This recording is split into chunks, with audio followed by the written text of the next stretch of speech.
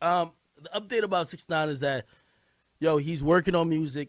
I ain't gonna lie, I've been mad. I've been giving him a lot of heat, a lot of pressure. I say, yo, by the way, I do think people ain't fair with him. I get it. People are mad that he snitched. People are mad like he's always arrogant. So like, truth be told, people wanted to see him get humbled. A lot of people wanted to see him like like they want to see him kind of like low key flop. I ain't gonna lie to you, but I'm gonna be very honest. Like his album that he dropped wasn't as bad. Like I heard some people say, "Oh, this is the worst album."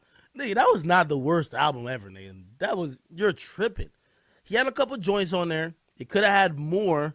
Like for a concise album, about 5 of those songs could have went away, and he could have also put about 7 to 8 more songs on there that was really lit.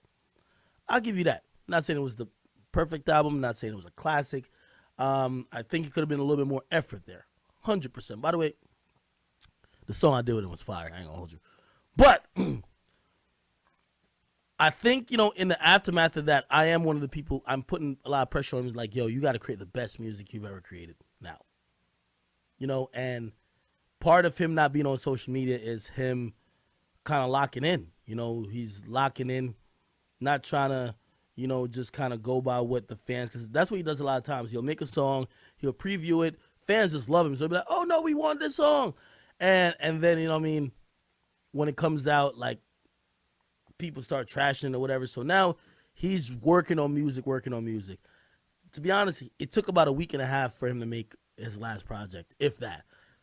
Dummy Boy took about a week to make. He was just waiting on people to send back verses like Young Thug and like Lil Baby and Gunna. This project, I see him taking his time on. He doesn't want to be, like, he does a lot in a day. He doesn't want to be cloud chasing in the morning, then work on music for 2 hours. No, he's like, I'm just doing straight music, focusing on myself. He's getting back in shape. He gained a little bit of weight. Well, he's always skinny to like slightly pudgy. And when he gets slightly pudgy, I think it goes into like his little mental space. So anyway, he's focusing on just working out a bit. Yeah, all know the thing that he was like, in the hospital because of hydroxycut. I told y'all that story already. But he's working out a bit, and also he's creating music. And truthfully, that's where he's at now. He's trying to take the challenge of, he has to create the best music possible. And he's definitely going to be back. Like, honestly, I do feel like, but I do think his fans support him a lot. But, if you're a fan of his, you should understand the moment he's going through. It was definitely a little bit of a letdown. Regardless if it was Billboard, regardless of whatever it is, he definitely expected more. But if y'all are fans of him, you should try to uplift him whenever he does come back. And he's taking a slight mental break. Also, truth be told, there's some real other stuff going on, stuff that, he shared with me as a friend, and stuff that I will never bring to you guys. And if he ever did want that to be known publicly, he could share that. But there's other reasons as well, which I can't get into. But music-wise, yes. Me and him, we're gonna do content. I'm gonna get him on camera soon. I'm gonna have an interview or like I'm thinking maybe a podcast with him talking to you guys. Somebody say he should quit music and do vlogs. That's such an idiotic thing. Like a vlog. Look at all the vloggers. They're trying to do music. Of what a vlogger makes to what a musician makes is like 1 to like 1,000. Okay. Niggas be doing daily vlogs. Nobody watch your daily vlog after like a week. The thing with music, niggas is still bumping Kiki, Kuda, Gummo. Like, again, this is music that you already made, the work you already did, and you're still getting hundreds of $1,000s for it, and you did it years ago. The thing with blogging, shit, even with me doing YouTube, nigga, like, shit, I could easily make 200,000 a month on YouTube, but nigga, it's every day. You just gotta be doing the shit every day. That shit becomes exhausting, especially when you realize you can make money through other ways and not just completely just be like a slave. I feel like YouTube is almost like a slave thing. Like, people are used to new content like that. You almost have to give it all the time, especially like vlogging, current events type shit. So, I felt I was in that space before, but like when I tell an artist to go vlogging, if an artist is vlogging, they're just trying to keep a fan base up. It's not for money. Like, the fuck? 6ix9ine signed a $13 million record deal. You get me? For 2 albums. He did an album in a week and a half. He could do another album in 3 weeks. So just imagine a month of your time, $13 million. For you to make $13 million on YouTube, if y'all think, nigga, you have to work your fucking ass off every day. And it would be so much fucking work. Like, that's what I'm saying. That's why everybody lit on YouTube goes to music. Facts. The YouTube bag is cool. But the YouTube bag, you're a hamster on a wheel. Music is a lot of, that's why publishing and all that shit exists. Trust me, DDG, I love DDG. He makes way more off music than he makes off YouTube. Facts. 100%. 100%. Like, people don't realize. Like, they be like, oh my God, he's dropping vlog. Yeah, he's dropping that to keep his fan base up, my nigga. Like, yeah, of course he makes some money from it, but like, who cares? Look at Bad Baby. She had a little YouTube shit popping off. No, she wants to do music. Look at Queen Naija. She wants to do music. Look at Jake Paul. He wants to do music. Look at these things want to do music. Because you know what? The vlogging shit is cool. YouTube CPMs and all that shit, that shit is bad. And also, after a while, when you get to learn more about just like, entertainment and shit, you want to own shit that makes money for you without you doing anything. And unless you're doing like super documentary, which are like evergreen content for YouTube, like, yeah, some people might go back and go watch my Warren Chirac shit, but like, truth be told, a story I did about Soulja Boy beefing with Quavo like 3-4 years ago, y'all ain't gonna keep watching that. You feel me? So it's like basically you got to keep at it every day. That's why musicians, they get to make more of their time. They make music. They're going to appreciate the music over time or later on. It's just way more money. I'm telling you, there's way more money in music than anything that you could think about. I'm telling you right now. That's why music is a cash out for all these niggas who are popular. 100%. Anybody who's kind of lit, they start doing music. Who's my man Flight? Flight's made more money off one song than he probably made off a month of YouTube. Facts. 100%. It's music. The thing is, you see that song? They won't play it 1,000,000 times. Your vlog, they listen to it twice, and all they do is talk to their friends about it. Also, the ad revenue, when YouTube plays a music video, I could play Money Man and Lil Baby 24. The CPM of that, just because of the contracts that record labels and just musicians have with YouTube, is way more than a vlog, unless you're like Logan Paul and them niggas. You feel me? So it's like, bro, like, you get to realize YouTube, you do it for your audience and your fan base. But truth be told, a lot of people, when it comes to music and shit, play this. I'll tell you this right now. Look at Blue's Clues. I made more money off, look at the views I got on Blue's Clues for that song. I made more money off that song than, I think it has about like 2.7, maybe 2.7, like million views on my YouTube. Of course, Spotify comes in effect in Apple Music too, so don't get me twisted. But for the next 10 YouTube videos with 2 million views, Blue's Clues made way more than those, all combined. Bro, music makes way more. I'm just telling you that right now. Never compare YouTube niggas to music shit. Facts. Why do you think I keep putting out music? You know what I mean? I gotta get another Blues Clues. yo, why do you think I built this room? Yo, Chosen, if y'all be like, yo, why this nigga Chosen keep here? I'm like, Chosen, make a song, nigga. Nigga, stop simping, nigga. Make a fucking song. Yo, ain't no simping going on. Stop it. Chosen, yo, can we bring Chosen to court? If it's court, it's court. Hold on. Let me just finish up with 6ix9ine thing. So he's doing good. That's my guy. I know that's my homie.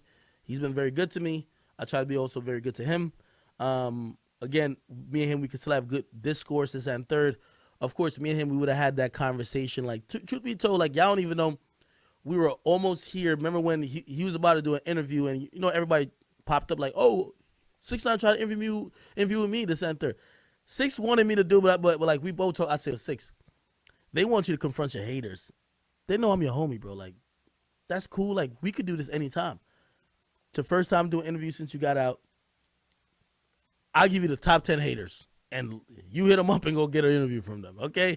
And, yeah, that's just what that was. So, yeah, me and him will do some stuff soon. He will, actually, if he comes by today, we might have to somehow jerry get him. I still think you'd ask him the right questions for real. Like, yeah, but I don't think you're that on his side that you're not gonna just pressure him into like. No, but here's the thing though, people don't want an interview. This is the thing with 6ix9ine, and like me and him, we had that conversation, right? So when he finally went outside, and we had this conversation like, yo, I said, Six, it feels different than when you were in LA and everybody was looking to get you, right? That first time you went to LA. And he said, yo, Ak, you know why? Because at this point, everybody wants to act like they're ignoring what I'm doing until something bad happens. They said, yo, if I'm out here and somebody shot at me, it'll be the most talked about story in hip hop for a month. But if I'm just out here and nobody does nothing, they gonna act like, man, fuck that nigga, man. Bitch ass nigga, man. This nigga got police with him. But if somebody shoot at me, oh shit, we told you, fuck nigga, told you don't come outside. Really? Yeah. And that's true. So it's like, even with the interview or possible like me and him like do some content, they don't want me to just ask the questions. They want a nigga like, you know what I mean, the professional protester I call him. What's that nigga's name? My son. Like huffing and puffing and turning into a super goon, like trying to get mad at him. They want Joe Budden screaming on top of his lungs, but I'm from the streets. You know what I mean? They want that. They want Giddy to be like, that's what they want. They don't want somebody just asking the questions. I'm not no street dude. Like, I'm not going to get triggered that much by him saying he told on people, but those people would. Because they're claiming they're representing or they're from a certain element that people want to see the fight. That's the thing, which is very unfortunate, but he understands that. You feel me? Put it like this, You know how viral it went? All right, he went to Nipsey's mural. You know how viral it went? As soon as he went there and he put it 1 foot, he went on one knee and did whatever, you heard 10 shots, even if it was in the air. Bat, bat, bat, bat, bat, bat. And he ran in the car. Viral as fuck. Yeah. You know why? Because niggas don't want to, like, niggas at this point, they only want to see the train wreck. They're looking at it like, all right, you can't, but that's the thing. So he realized it. I even told him, I said, bro, it didn't feel the same when you went to Chicago. He said, you know why? Because they want me to go to Chicago and they want the shootout to happen. That's what they want. It's not going to be mad talked about when nothing keeps happening. And, you know, I tell him, I say, yo, you shouldn't want nothing to happen. Like, nigga, you're really rich and you're living a good life. But that's kind of why, like, if he went to Chicago and as soon as he like had the flowers in his hand, you heard your shots fired and the camera just fell to the ground. Nigga, the amount of that shit will go so viral. Yo, I think they killed him in Chicago. Oh shit, we told that bitch nigga. Told him Chicago don't play. That's not what you want to go viral over. There's a lot of better things. No. Yeah, but no, he's not trying for that to happen. Yeah. Like me and him talking, he was saying that's the explanation when people say, oh, yo, people don't care no more. No, people care. But at this point, people are they're gonna ignore it until they see the outcome they want. Oh shit, he got slapped. Yes, I told y'all, he can't walk through New York City like that. We slap the fuck out of that nigga, bro. But if you don't get slapped, man, fuck that nigga, I ain't got 20 cops. We ain't talking about him. You get me? Yeah. But he gets slapped, viral. So that's what I'm saying. He's in an interesting position. When before he got locked up, he was in a position of, when he went to LA, if niggas didn't do nothing to him, we looked at the niggas like, yo, y'all supposed to be goons. Y'all said he couldn't come here. He came here. You get me? Yeah. So like, it was on the people that were there to do some shit. Now it's like, all right, cool. Number one, we know you're rolling with mad security. Number one, right? Yeah. If nothing happens, you got mad security. And if something happens, told you, nigga. So he's in a very bad situation where, like, what you gonna do? Go to places to get shot at? That's not a dope life. Hell out of here. You know what I mean? Hell out of here. So, you know, it is what it is. But anyway, he's in good spirits. You know, I've told him, you know, rethink everything, come back, re-strategize. You know, this is where the greats always, when people start counting you out, this is where the greats always step up. And I think he's one of the most brilliant marketing minds in this hip-hop shit.